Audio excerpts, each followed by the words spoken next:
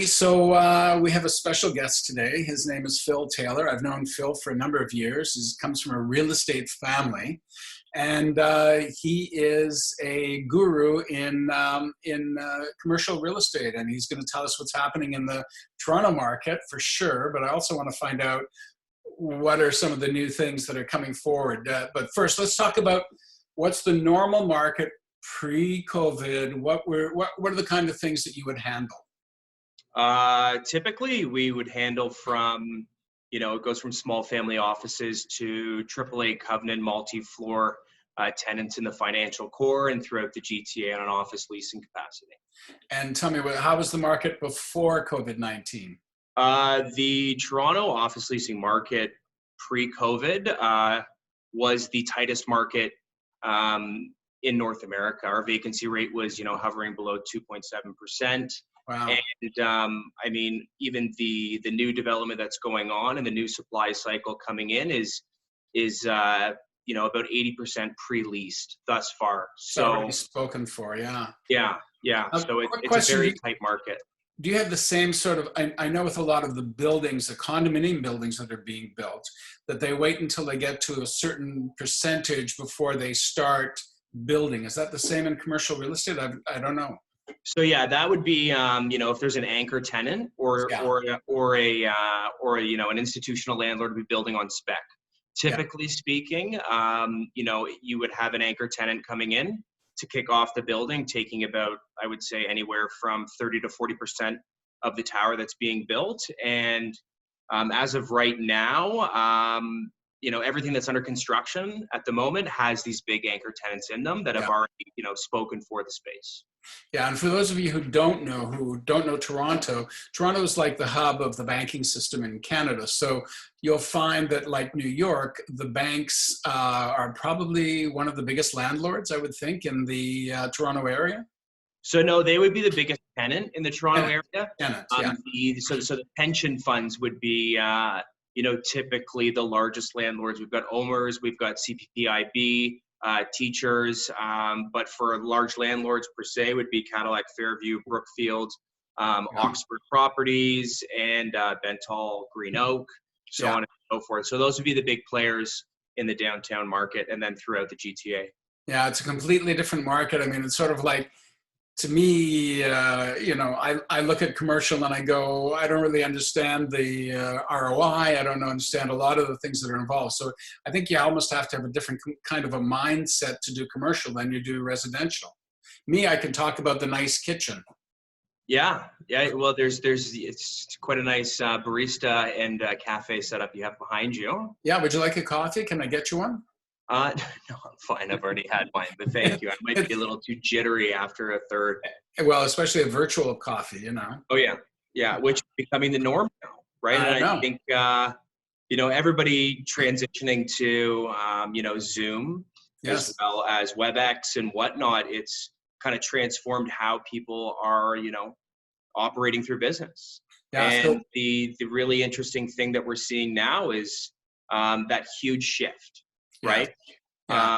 I think, but it will be it's going to be very important to see how it plays out. And the reason why I say that is because, the cornerstone of many tech companies is the breakout rooms and, the collaboration, but spontaneous collaboration. Yeah. And, those are like the lifeblood of those organizations. So do we see that going into the, post-COVID? I believe so. It's just going to be kind of a slower road to get there because I think this is the planning stage for reintegrating back into the workforce and getting back to your offices. And, I know our group at Newmark is doing a considerable amount of work right now with some of our clients. Well, no, with most of our clients, to be honest, and it's road mapping, the onboarding process. Yeah. How are you gonna go about? Yeah, well, and it's all about, we're even hearing that, landlords are now mandating that it's going to be 2 to 3 people in elevator, right? And so we're at 77 King West, and if you think about Scotia Plaza, First Canadian Place in the morning, it's quite densely populated. Just when it was status quo and it was pre-COVID. It's How almost impossible to imagine how people are going to go up. Well, even we as you know, are moving to an apartment and a condo, et cetera, eventually. And if you're the only person in the elevator for each elevator, it's going to be an interesting time at certain times of the day. It's going to be impossible. Well, especially for those spaces as well, I think it's really important to think of, the ongoing sanitization of Yes. those spaces is going to be something that obviously landlords are approaching and looking at the moment. Yeah.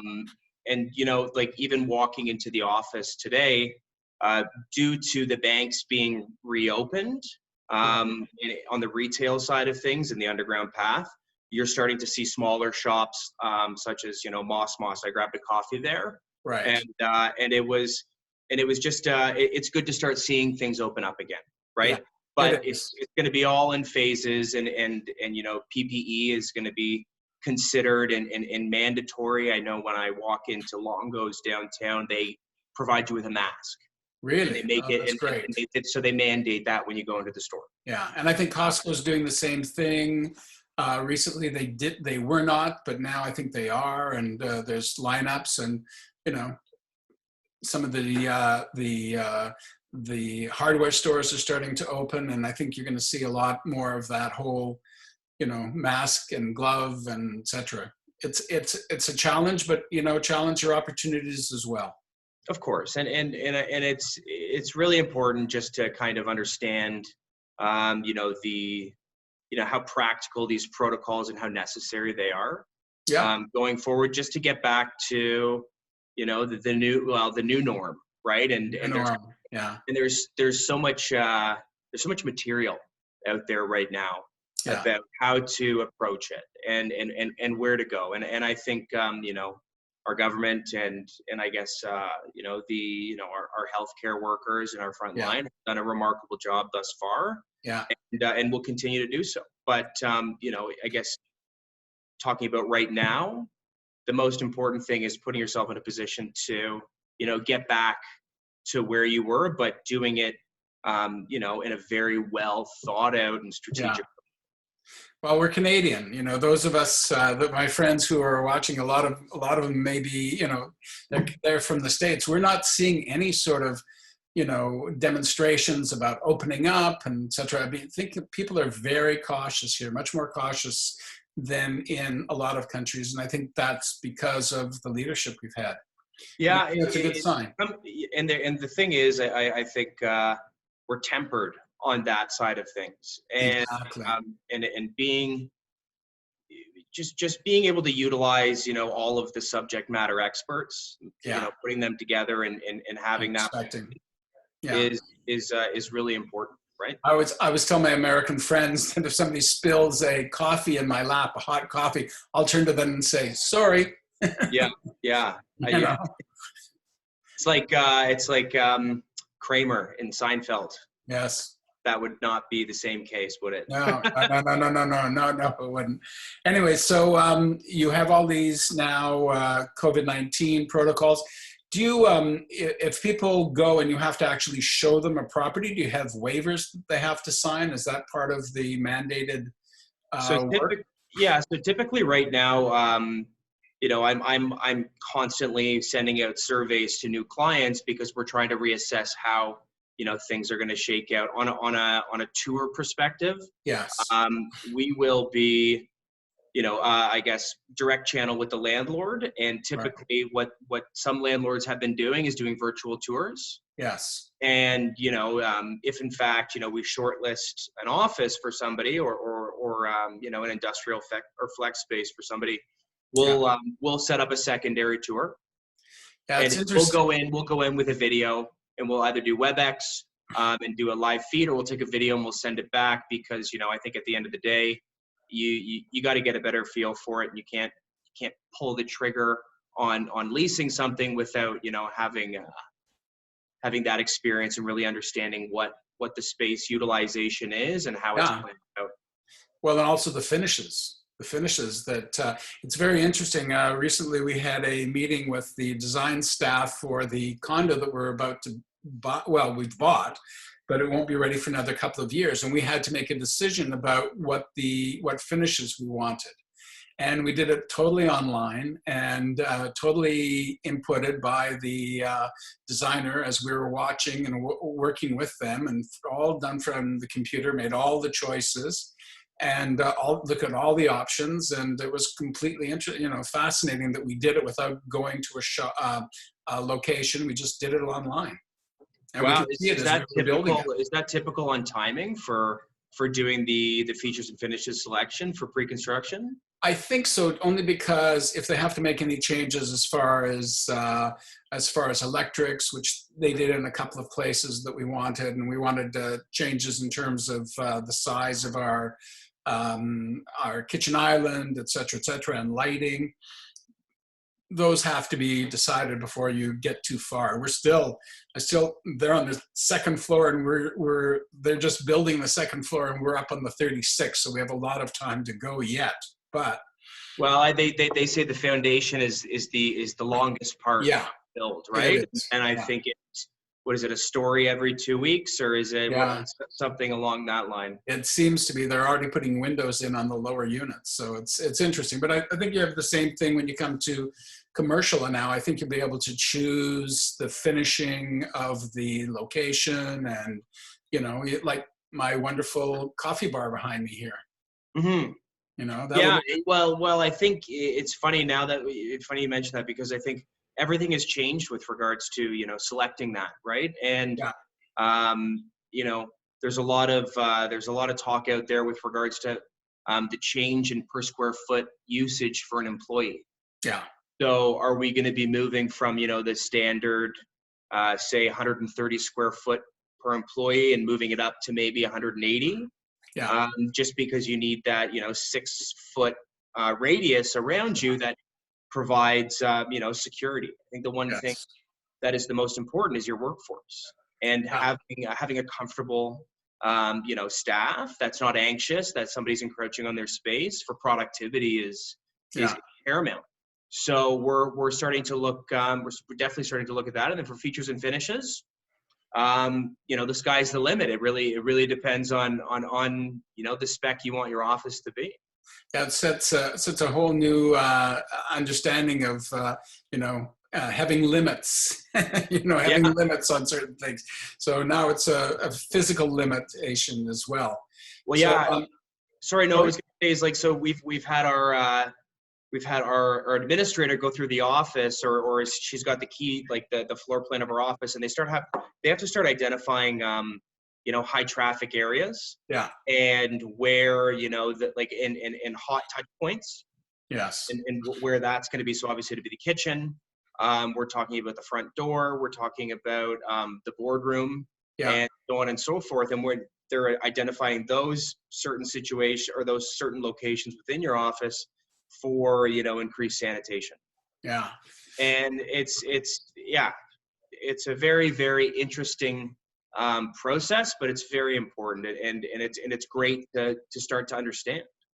It seems like it is going to be different. I think it's exciting. I think, on one hand, it is challenging, but it's also, on the other hand, strangely enough, I find these kind of changes very inspiring, because they bring creativity to light. Like, you didn't used to have to be creative to get a deal done. Now you have to pull out all the stops and think of all the different avenues and the roads you can go down. Absolutely. I think these are inflection points, right? And, these are probably some of the most important times to make sure that you act as an advisor. Yeah. And you're a trusted advisor, and you're reading up on the subject matter, and you're understanding what's going on, and you're making sure that you're putting your best foot forward for your client. And, sometimes you really need to, you have to show that you can never be lazy in either, residential or commercial. I think the one thing is that this has been probably the busiest, last 6 weeks I've ever been. And, because you really just need to have that dialogue, and it's more of an emotional thing as well. I think because, like, so many people have been impacted by this. Yeah. And they want to know. Exactly. And so it's been very important to be a sounding board to kind Yeah. of relay what's going on in the landlord community. What are they thinking, and being able to kind of disseminate that and provide, the right feedback Yeah. to your clients, which It's is, going to be a challenge for all of us because there's no way this cannot have a huge, huge, huge impact on our economy, and both residential and commercial real estate, work on the economy. They also are impacted by it. Let me ask you a quick question, of course. which I've been wondering about for a while. Uh-oh. Oh, no, no, no, none of that. None of that. I'm not going to get into personal Okay. stuff. Yeah. Knight Frank, I know from England. I think it's a major company there. What's the Newmark part? That I'm not aware of. Is that just a new partner? So Newmark and Knight Frank. So Newmark would be the North American arm, Ah, okay.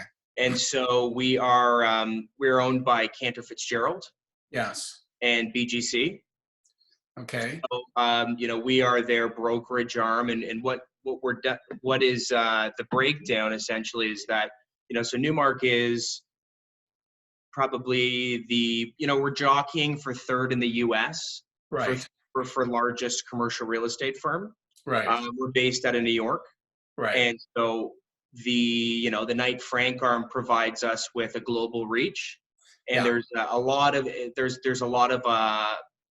cross, I guess you would say, referral traffic going through and making sure that we're managing, international accounts, Good. right? Like there's been, a lot of stuff that we've had to handle in Toronto on behalf of our Knight Frank Yeah. counterpart, Yeah. and so on with south of the border, coming out of San Francisco, coming out of New York, the Yeah. main feeder hubs where, we in Toronto, like a lot of people overlook Toronto when they think of, you know, major markets on an Yeah, I international level. know.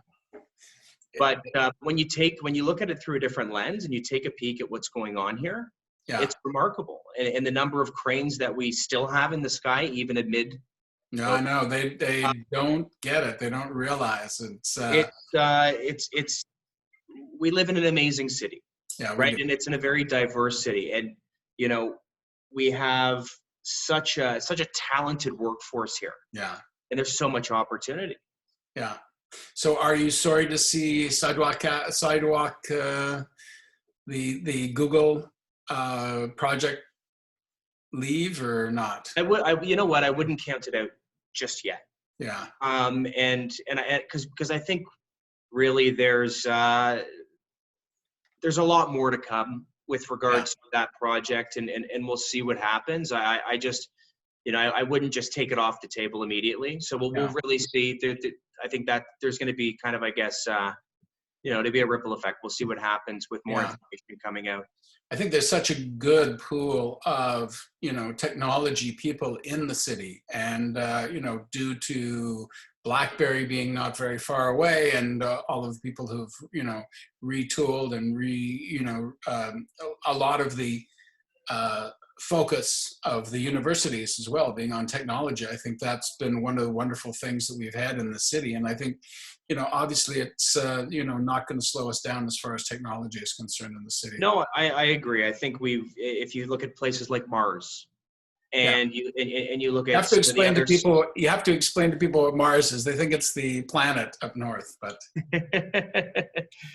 so it's an innovation center, right? And it's somewhat of an incubator for tech startups, as well as provides a great insulated service for even like larger tech companies that need that fundamental support and leverage the Mars network.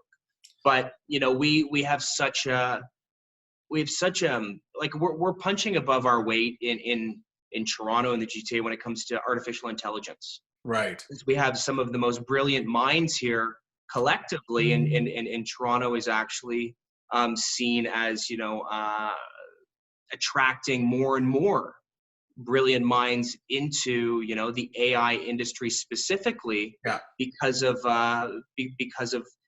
who's here within that community, and AI is just absolutely exploding. right? Yeah. It's remarkable to see. Our tech industry and our tech scene is phenomenal, and we represent a number of tech clients in the financial core and in the West End and the East End. Yeah.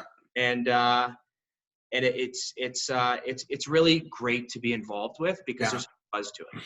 That's one of the things that has kept the Toronto market so strong, really, has also been the influx of people coming to work in Toronto from other parts of Canada, from other parts of the world.